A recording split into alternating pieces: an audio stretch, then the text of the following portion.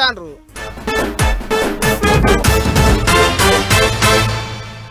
రాజకీయాలు చేయాలంటే పబ్లిక్కు సేవ చేయాలంటే పెద్ద పెద్ద చదువులే చదువుకునే అవసరం లేదు అంటుంటారు. పని చేయాలి అనే ఆలోచన ఉంటే చాలు అని చెప్తుంటారు పెద్ద మనుషులు. ఇక గిట్లనే ఓ మీటింగ్కు పోయిన ముఖ్యమంత్రి సార్ కూడా భావం ముఖ్యం కానీ భాష కాదు అన్నట్టు మాట్లాడిండు. ఇక చూడుర్రి సార్ ముచ్చట్లు ఎట్లున్నాయో. ఓ యంగెస్ట్ చీఫ్ మినిస్టర్గా ఒక అగ్రికల్చర్ ఫ్యామిలీ నుంచి రూరల్ బ్యాక్గ్రౌండ్ నుంచి వచ్చిన నాకు పెద్ద పెద్ద ఇంగ్లీష్ చదువులు చదువుకోకపోవచ్చు కానీ నాకు కామన్ సెన్స్ ఉంది. Common sense is biggest asset for anyone. Language is not a knowledge. Language is only for communication.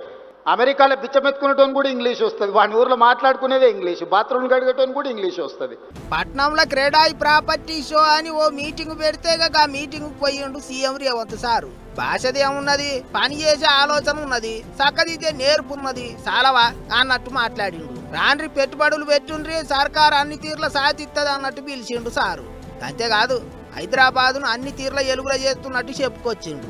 Hydraa తీసుకొచ్చి చెరువులకు పానం పోస్తుంటే నాలాలి సీరం చేస్తుంటే కొంతమంది సర్కారు వాళ్ళని తిడతారు కదా, దానికి సీఎం సార్ ఏమన్నాడు చూడుర్రే. నాకేముంటుంది, ఒక నాలా ఎంక్రోచ్ అయినా ఎంక్రోచ్మెంట్ తొలగిస్తే యాజ్ ఏ చీఫ్ మినిస్టర్ నాకేమన్నా వస్తుందా, నాకేమన్నా ప్రయోజనం ఉందా? ఒక చెరువును పునరుద్ధరిస్తే బతుకమ్మకుంట పునరుద్ధరించిన నేనేం స్విమ్మింగ్ పూల్గా వాడుకోను కదా దాన్ని, ఆ ప్రాంత ప్రజలకు ప్రయోజనము.